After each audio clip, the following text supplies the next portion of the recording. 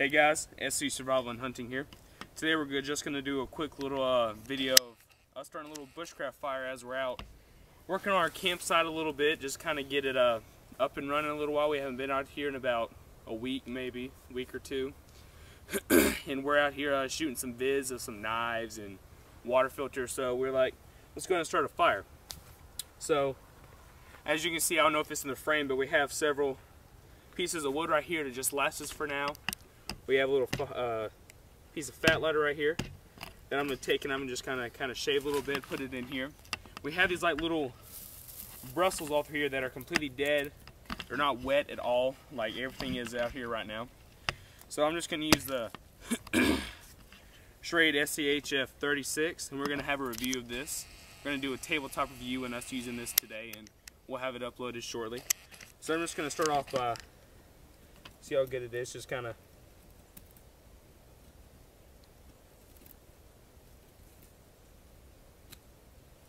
get a little bit up like that on the first side. I'm going to do that on the second side.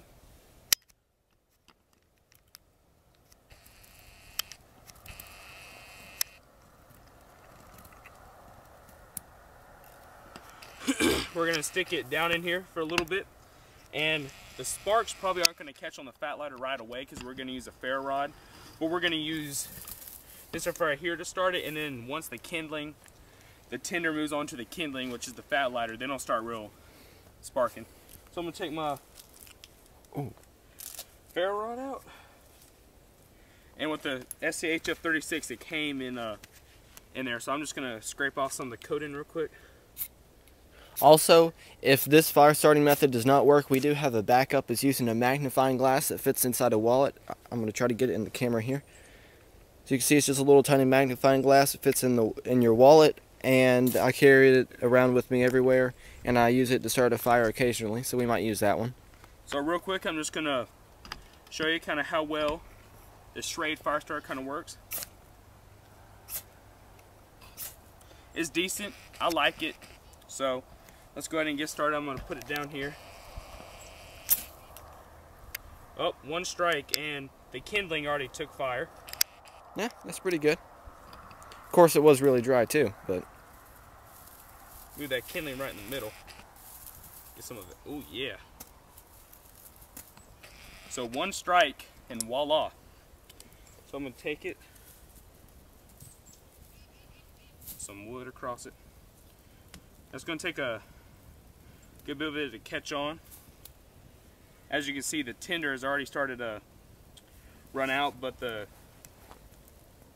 fat lighter is still running. It's still going real good. Let that catch on the wood right there. Stick this across.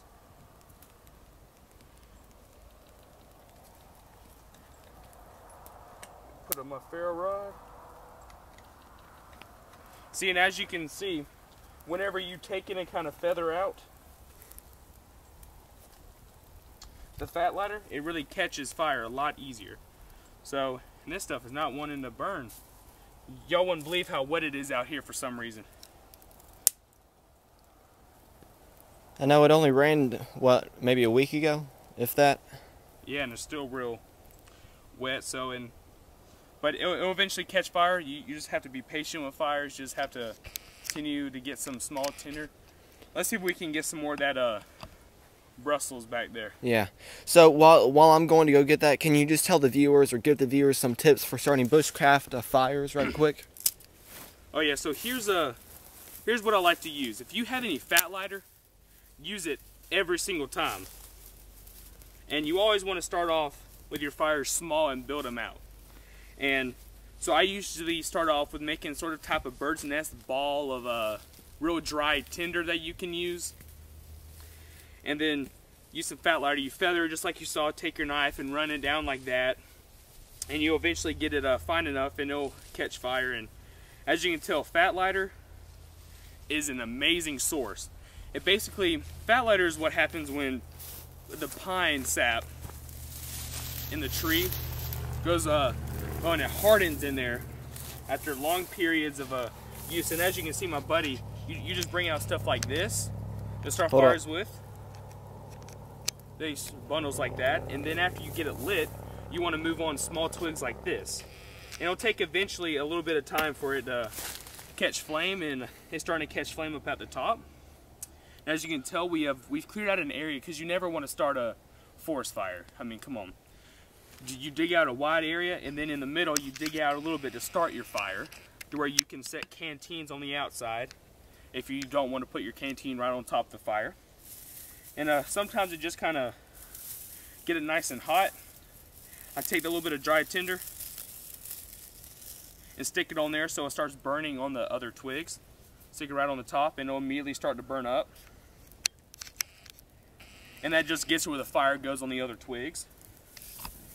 And then once the smaller twigs start catching fire, you can take bigger ones like this and put them on top of the fire to get some good life to the fire. And then from this you can cook. I've already seen a rabbit that was 5 feet from where we sleep out here.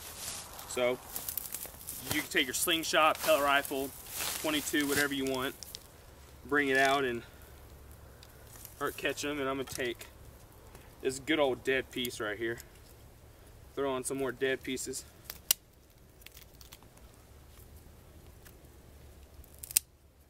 Now, you always want to start out your fire with kindling and tinder, but depending on the area that you live in, you need to know the resources that you have around you, and you need to be able to use them wisely and according to your circumstances.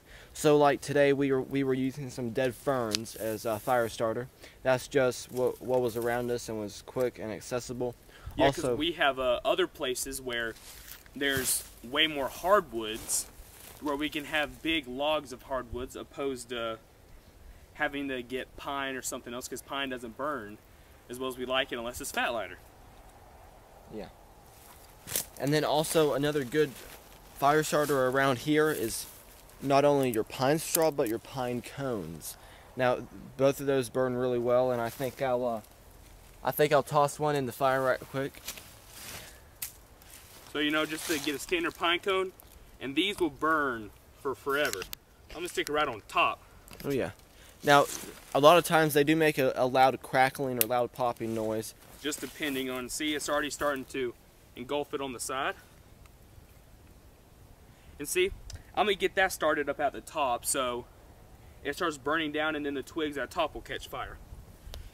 So while that's smoldering and starting to catch fire, that's pretty much good. You want to kind of let it burn down and put on your bigger sticks and gather it. Very easy to start a fire. And this ferro rod surprised me. Well, it was really the fat lighter that did the trick. Fat lighter is absolutely amazing, and the fat lighter's still pieced down there burning. And what I like about, do you have any tips about how you want to set up your fire, if you want to say anything? Yeah, well, normally I think my buddy here covered everything on basic fire starting and basic bushcrafting firing, all that good stuff. But when you are setting up your perimeter on your fire, you want to set up at least 3 to 5 feet away from your fire before you have anything that's flammable or could catch fire being too close. So you want to go have about 3 to 5 feet before you go put logs or stones, or even like in this case, you can kind of see we have some pine straw right here. It's roughly 3 feet. I would like it more, but we are in a small area. But you always need roughly 3 to 5 feet of distance between the fire and anything that you are bordering it or putting around as a perimeter. See, as you can tell, these pine cones have burned so much quicker than those twigs. So if you have a good abundance of pine cones, and down here in the southeast, we got plenty of them. And what I like to do, you can take, if you want to boil water but you don't want to have it in the fire, you can take, we're zooming over here for a little bit, you can take live trees like this that won't catch flame, and you can set them up, and of course be a lot smaller because that's a lot of retention to it, and you can hang, of course, after you clear all this right here with your hatchet, machete, whatever, your knife, and you can hang your canteen right here, and from the weight of the water it'll just hang right over the fire like that. But this is just one of the campsites that we have. There's plenty of them that offer different resources, different ways to start fire. different areas. There's one place where we found a monster log of fat lighter.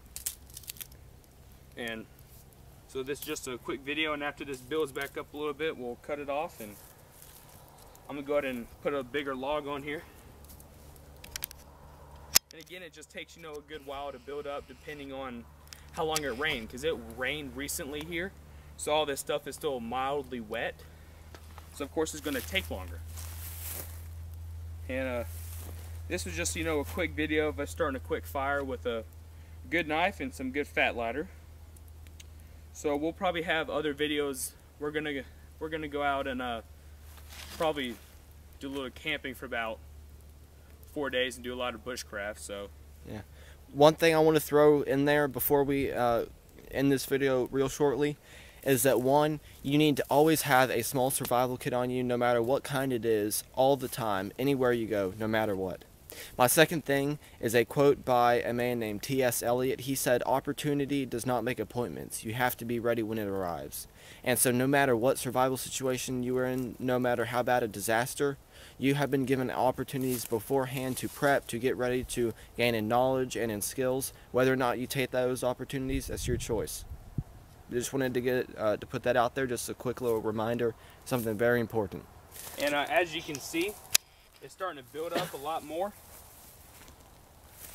Because, you know, we've established the tinder base, we've established the kindling, and now you can start putting on the big wood. And so once you kind of put that on top, and it doesn't have to go in a specific order, it'll all catch fire. It'll burn, you can go off, do stuff, collect food, and in future videos of us starting fires, you know, we'll have other bushcraft stuff set up, logs to split down with our knives and stuff. But this was just, you know, a quick little video of us out here at the camp. We're doing a little bit of maintenance and videos out here. But other times we would have squirrels, rabbits, fish, etc. to cook on here on the fire, water to boil. So, because this campsite right here is just kind of our testing. Our testing facility would be a good basically word to put it. Well, we filmed quite a few videos out here, so this is more of our testing, but we do camp out here. We do start fires, we have cooked stuff.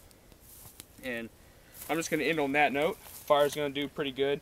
It's building up. And so guys, I hope you have a fantastic day.